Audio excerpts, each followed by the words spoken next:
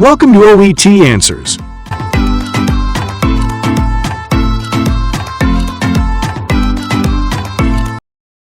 Occupational English Test. OET Answers Practice Test, Listening Test. This test has 3 parts. In each part, you'll hear a number of different extracts. At the start of each extract, you'll hear this sound. You'll have time to read the questions before you hear each extract, and you'll hear each extract once only. Complete your answers as you listen. At the end of the test, you'll have 2 minutes to check your answers. Part A. In this part of the test, you'll hear 2 different extracts. In each extract, a health professional is talking to a patient. For questions 1 to 24, complete the notes with information you hear. Now, look at the notes for Extract 1. Extract 1. Questions 1 to 12. You hear a consultant discussing health concerns with Mr. Turner. For questions 1 to 12, complete the notes with a word or short phrase. You now have 30 seconds to look at the notes.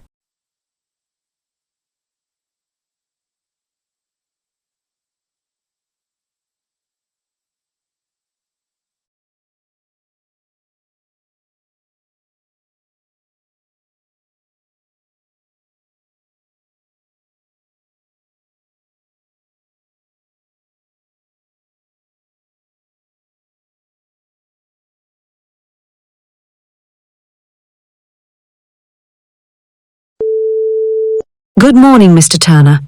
I see that your GP has referred you to me for some ongoing health issues. I've gone through the referral notes, but it would help if you could tell me, in your own words, what you've been experiencing lately. Good morning, Doctor. Yes, well, I've been feeling really off these past few months. It all started with these intense headaches that seem to come out of nowhere. And then, more recently, I've been feeling really tired all the time, even after a full night's sleep. I see. Headaches and fatigue. Anything else that's been troubling you? Yes, actually, my memory and focus aren't what they used to be either. I feel like I'm forgetting things all the time, and it's hard to concentrate on work. And there's this constant metallic taste in my mouth that just won't go away, no matter what I eat or drink. That sounds frustrating. I understand it's impacting your daily life quite a bit. Have you noticed any changes in your mood or behavior, or maybe any irritability? Oh, definitely. I've been much more on edge lately. Little things that never used to bother me just make me snap, and I don't even understand why. I've always been easygoing, but now I feel irritable all the time. All right. And in terms of physical symptoms, besides the headaches and metallic taste, have you noticed any issues with your stomach, joints, or anything unusual with your coordination? Now that you mention it, I've been having stomach pains off and on, and some of my muscles feel weaker than usual. Walking upstairs, which was never an issue, now leaves me a bit winded. My joints ache too, especially my knees and wrists. It sounds like you're dealing with quite a few different symptoms. I see that your GP also mentioned some potential exposure risks. Do you happen to work around any metals, chemicals, or anything that might involve lead exposure? Yes, actually. I work in a manufacturing plant where we handle a lot of metals, and some of the equipment is old. I'm not directly involved with the metal, but I'm around it most days. I've been there for almost 10 years now. I understand. Long-term exposure, even at lower levels, can sometimes cause the symptoms you're describing.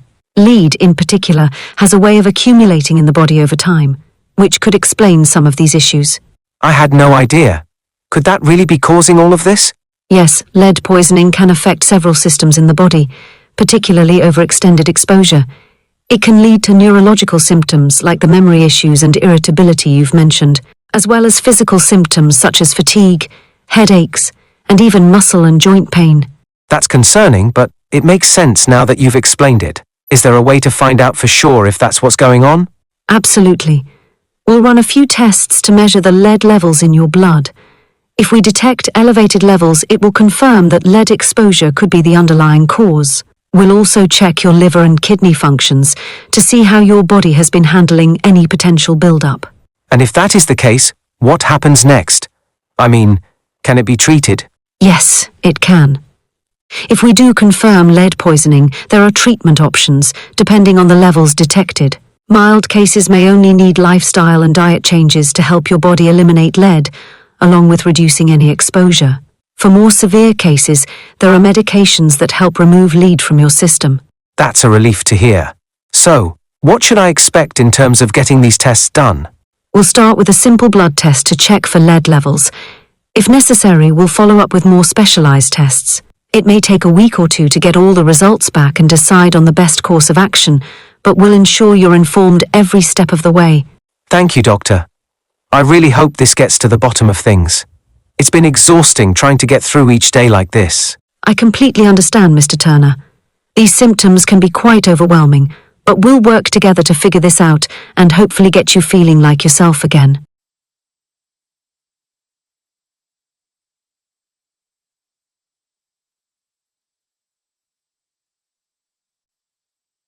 Extract 2, questions 13 to 24. You hear a GP talking to a patient named Mrs. Lee. For questions 13 to 24, complete the notes with a word or short phrase. You now have 30 seconds to look at the notes.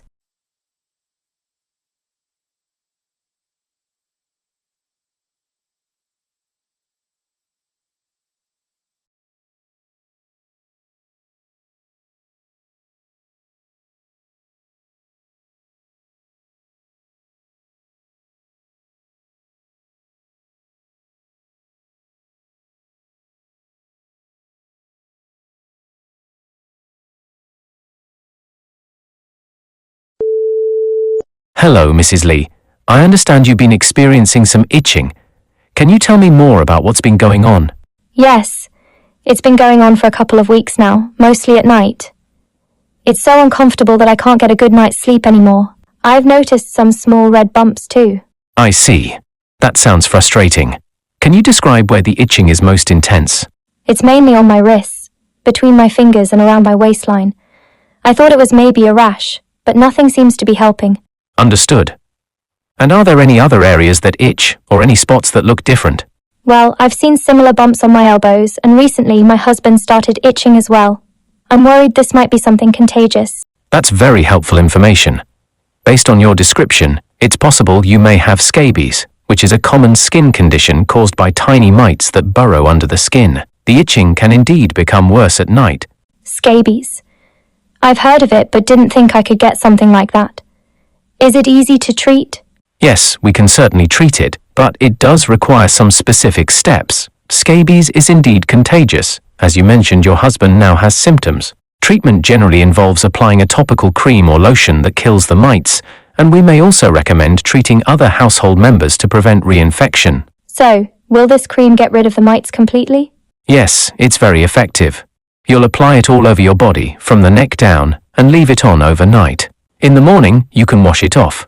We'll likely repeat this a week later to ensure all mites are killed, including any newly hatched eggs. Alright, that doesn't sound too bad. Will the itching stop right away? The itching may persist for a bit, even after the mites are gone, as your skin might still be sensitive. I can prescribe an anti-itch medication or suggest over-the-counter options to help with this. Thank you. And what about cleaning our home? I've read that mites can live on surfaces. That's a great question. Scabies mites don't live long away from human skin, but we do recommend washing all bedding, clothing and towels in hot water and drying them on a high heat setting. For items that can't be washed, sealing them in plastic bags for at least 72 hours can also help. So, do I need to clean my mattress too? Generally, it's not necessary to clean the mattress, but vacuuming and wiping down surfaces where you may have direct contact, like your couch or bed frame, is a good precaution. Scabies mites can't survive for more than a few days without skin contact. I see. And should I be worried about passing this to anyone else? Scabies spreads primarily through prolonged skin-to-skin contact, so casual contact like a quick handshake isn't typically a concern. But close contact, like living in the same household, makes it easy to pass along, so I'd recommend that everyone at home apply the cream as a preventive measure. That makes sense. I'll talk to my husband about it too. Thank you for explaining everything so clearly. My pleasure. I'll write out the instructions on how to use the cream, and we'll follow up in a week or two to ensure the symptoms are gone. In the meantime, don't hesitate to reach out if you have more questions. Thanks so much, Doctor. I feel a lot more at ease now.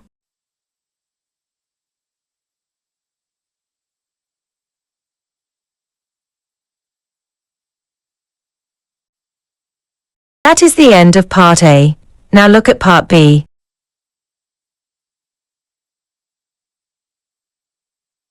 Part B. In this part of the test, you'll hear 6 different extracts. In each extract, you'll hear people talking in a different healthcare setting. For questions 25 to 30, choose the answer A, B, or C, which fits best according to what you hear. You'll have time to read each question before you listen. Complete your answers as you listen. Now look at question 25. You hear a medical professional explaining a diagnostic procedure to a colleague. Now, read the question.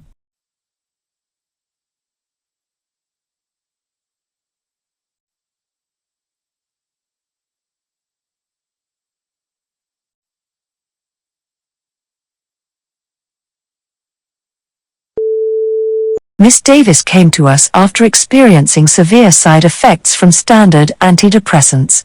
Given her history, I thought she might simply have a heightened sensitivity to these medications. But as I reviewed her family background and health records, I became curious. She's generally healthy, but after I ran a genetic screening, I discovered she has a particular variant affecting her liver enzyme activity, which alters how she metabolizes certain drugs. I consulted with our pharmacogenomics team to identify an antidepressant better suited to her genetic profile, minimizing her risk of side effects.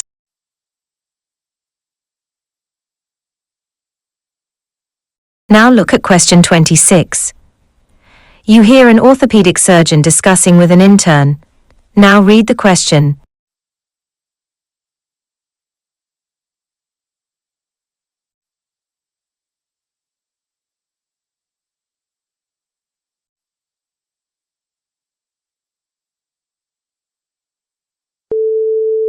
And instability in the knee but no visible deformity.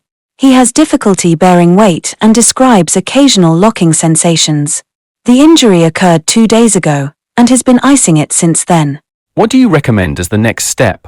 Based on the patient's symptoms and history, I recommend an MRI to assess for potential ligament damage, especially considering the instability and locking of the knee. This will help determine whether surgical intervention or physical therapy is required. What are the common findings in sports-related knee injuries like this? Common findings include ligament tears, meniscal injuries, or cartilage damage, depending on the mechanism of the injury.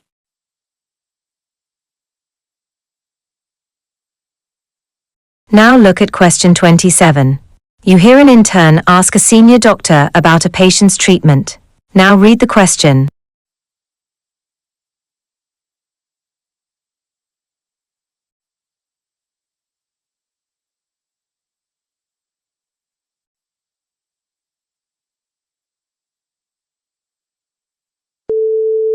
Dr. Thompson, could I take a minute to ask you about something mentioned during the morning briefing? Of course, Jamie. What's on your mind? The patient with asthma has been experiencing hoarseness and oral thrush. I wasn't aware these could be side effects of inhaled corticosteroids. Yes. Hoarseness and oral thrush are less common side effects, occurring in roughly 1 in 10 patients. More common side effects include mild cough or throat irritation. I see.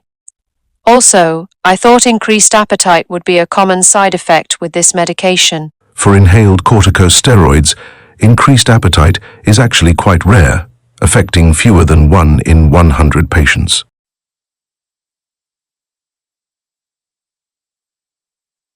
Now look at question 28. You hear a handover between doctors in the radiology department. Now read the question.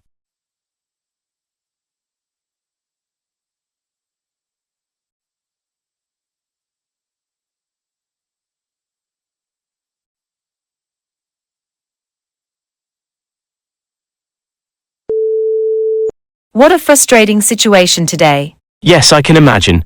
I bet you're ready for a break. So, what's the issue exactly? Well, there's been a major problem with the MRI and CT scanners. They've been malfunctioning off and on all day. In theory, they are supposed to be quick and efficient, giving us results within minutes. But with these issues, we are getting major delays in the scans coming through. That sounds serious. We have patients waiting hours for scans that usually take minutes. Some of them were scheduled earlier this morning and are still here. Yes, and it's impacting both the patients who need urgent scans and those who have routine appointments scheduled. It must be so frustrating for everyone. Absolutely. Patients are waiting anxiously for their results, and any further delays could be critical for some of them. So, how are we managing with the delay in the meantime?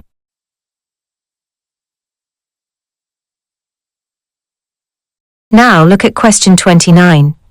You hear part of a presentation to healthcare staff about an updated protocol for handling high-risk patients. Now read the question.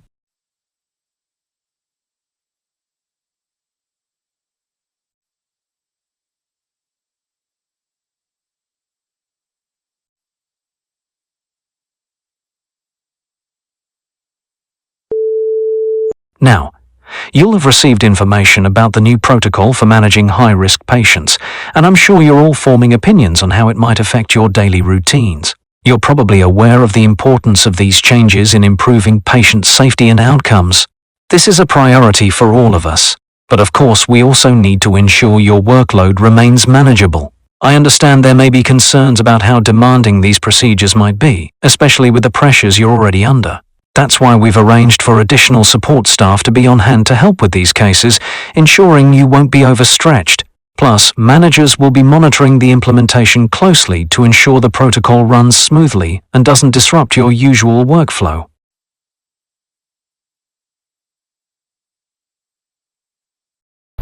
Now look at question 30. You hear a farmer consulting with a poultry specialist about how to improve egg-laying productivity in chickens. Now, read the question.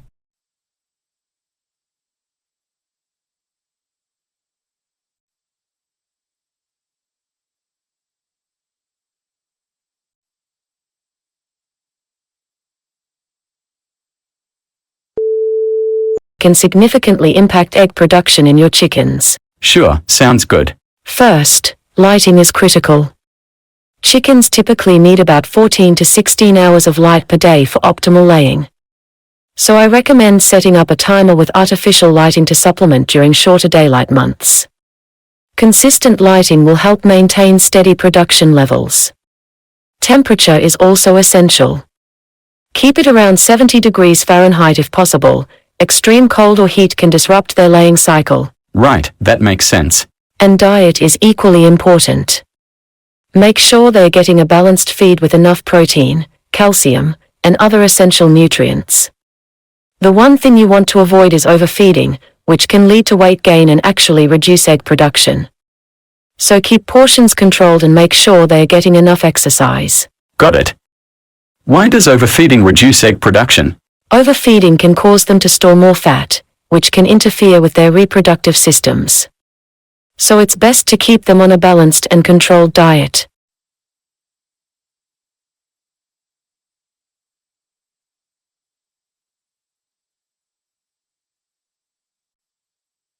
That is the end of part B. Now look at part C.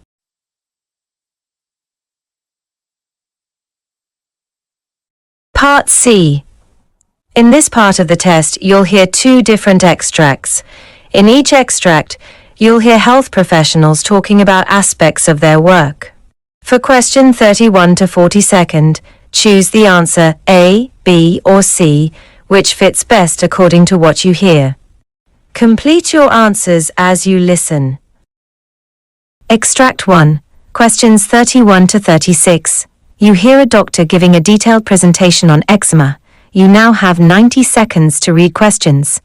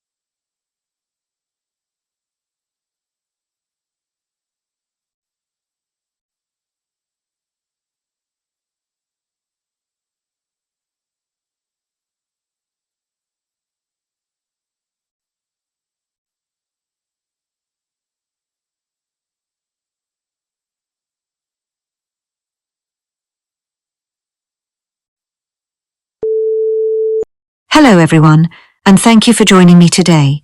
I'm here to present some of the latest research being conducted by the Skin Health Research Institute on managing eczema in children. Eczema, or atopic dermatitis, is one of the most common chronic skin conditions affecting children, and it causes a range of symptoms including dry, itchy, and inflamed skin. This can be a significant challenge for children and families, impacting sleep, school performance, and overall quality of life. Recent statistics indicate that approximately 10% of children worldwide are affected by eczema, with the highest rates in developed countries. In the UK, eczema affects around 1 in 5 children under the age of 12, while in the United States it is estimated to affect nearly 13% of children. The exact cause of eczema remains unclear, but we know that it is influenced by a combination of genetic, environmental, and immune factors. Additionally, recent studies suggest a connection between eczema and other conditions such as asthma and allergies, which we will take into account in our trials. The Skin Health Research Institute is currently initiating 2 new studies to evaluate both topical and oral treatments that may help manage eczema symptoms in children more effectively. The first study will explore a topical ointment containing an ingredient called biomimetic lipids. These lipids are similar to the natural lipids found in the skin and are designed to improve the skin barrier function, which is often compromised in children with eczema. By strengthening the skin barrier, the aim is to reduce the dryness and inflammation associated with the condition. The topical treatment will be applied twice daily, and researchers hope to observe a significant improvement in skin hydration and reduced itchiness over a 6-month period. Children participating in this topical treatment study will be split into 2 groups, one receiving the active ointment with biomimetic lipids, and the other receiving a placebo ointment. To ensure the safety of the participants, parents and caregivers will be asked to monitor their child's skin condition and report any adverse reactions. Additionally, the research team will conduct monthly check-ins, either in person or via a virtual platform, to document the progress of the treatment. Our second study will assess the effectiveness of a new oral supplement containing probiotics and omega-3 fatty acids. Both of these ingredients have been studied for their potential to support skin health, reduce inflammation, and improve the immune response, which may play a role in reducing eczema symptoms.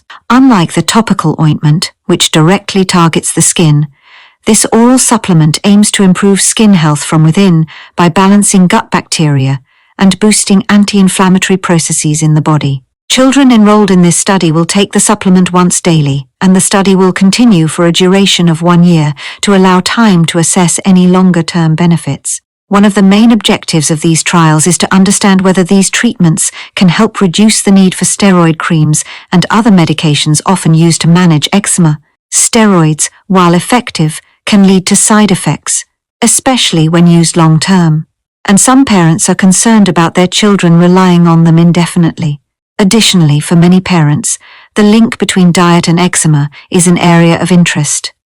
Recent research has suggested that certain dietary changes, such as reducing sugar intake and increasing omega-3s, may contribute to fewer flare-ups, though more evidence is needed to make specific recommendations. To support parents in managing their children's eczema, a subset of families involved in the study will receive dietary counseling to help them identify foods that may potentially reduce symptoms. Although the connection between diet and eczema is still being studied, the hope is that including dietary guidance alongside topical and oral treatments may offer a more comprehensive approach to managing the condition. It's also important to mention that these studies are guided by a focus on minimizing the discomfort and anxiety that can come with participating in clinical trials. Children will have the option to withdraw from the study at any time, and each family will be closely supported by the research team, including access to a nurse available for any questions or concerns. If successful, these studies may not only provide new, effective treatments for childhood eczema, but also encourage a more holistic approach that includes lifestyle and dietary modifications. To summarize, our clinical trials will assess the efficacy of a topical ointment with biomimetic lipids and an oral supplement with probiotics and omega-3s. We hope that these treatments will offer children an alternative, or complement to steroid creams, potentially reducing flare-ups and providing better long-term control of symptoms. Thank you all for your attention, and I look forward to sharing our progress as these studies unfold.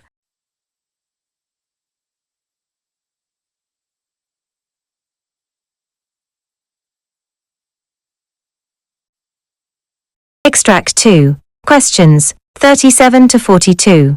You hear a conversation between a journalist and Dr. Eleanor Marks, an expert in environmental health. Now, read the questions. You now have 90 seconds to read questions.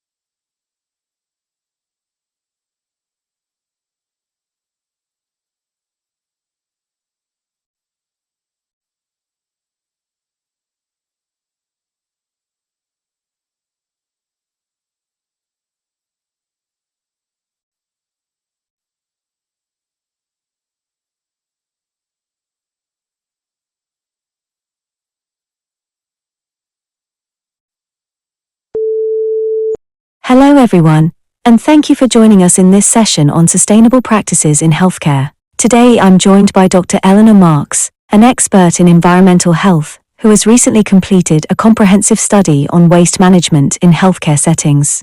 Please join me in welcoming Dr. Marks to the stage. Thank you so much for that warm welcome.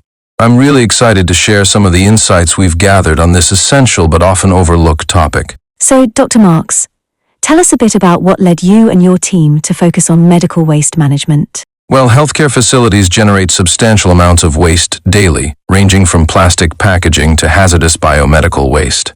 We realized there was a gap in research specifically addressing sustainable practices in these settings. Waste in healthcare isn't just about disposal, it impacts the environment, and there's a direct correlation with healthcare costs. We wanted to develop effective, low-cost strategies to reduce waste while ensuring safe and sustainable practices across various facilities. That sounds like a really important area of study. So, what were some of the strategies your team investigated?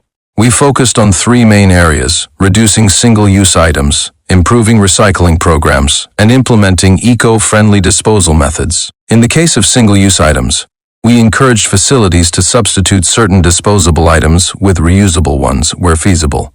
For recycling, we collaborated with waste management providers to educate healthcare workers on proper waste segregation so recyclable items weren't contaminated. Lastly, we explored safer disposal techniques for hazardous waste that don't involve incineration, which is a significant pollutant. Did you conduct this study within a particular type of healthcare facility, or was it more widespread? We worked with a diverse group of facilities, from large hospitals to smaller outpatient clinics across several regions. This approach allowed us to see how different settings could adapt these strategies, as some methods that work in larger hospitals may not be feasible in smaller clinics. In total, 22 healthcare facilities participated in this study, which spanned over 3 years. That's impressive. And did you see any measurable results in terms of waste reduction? Absolutely. We saw promising results, especially in recycling. On average, the facilities reduced their general waste by nearly 30%. Our data showed that implementing a structured recycling program and reducing single-use items in non-critical areas can make a big difference. Additionally, some facilities adopted a green disposal method that minimizes the release of harmful chemicals, which reduced hazardous waste by around 15%. What kind of feedback did you receive from the healthcare staff involved in these changes? Initially, some staff members were skeptical about the effectiveness and practicality of the measures, particularly regarding reusable items. However, after observing the impact and simplicity of the changes, most staff became advocates. Education and training were key, ensuring they understood the environmental impact and the cost benefits for their facility. That's encouraging to hear. What's the potential long-term impact of these waste reduction practices? In the long term, reducing waste could significantly lower healthcare costs while protecting the environment. We're talking about cost savings that could be redirected towards patient care. More importantly, these practices set a positive example for sustainability in other sectors. By adopting these strategies, healthcare can lead the way in environmental responsibility. Do you have any follow-up research planned to expand on these findings? Yes, we're looking into adapting these strategies for different geographic regions, with varying regulations on medical waste. We also aim to examine the environmental impact more closely, such as measuring carbon emissions and assessing the full life cycle of medical supplies. These insights could help us develop even more efficient waste management practices tailored to different healthcare settings. It sounds like there's still a lot to explore. Thank you, Dr. Marks, for sharing your team's work with us. These efforts in sustainable healthcare practices are truly inspiring. Thank you, and I appreciate the opportunity to talk about this important topic. I look forward to seeing how healthcare facilities continue to adopt these sustainable practices.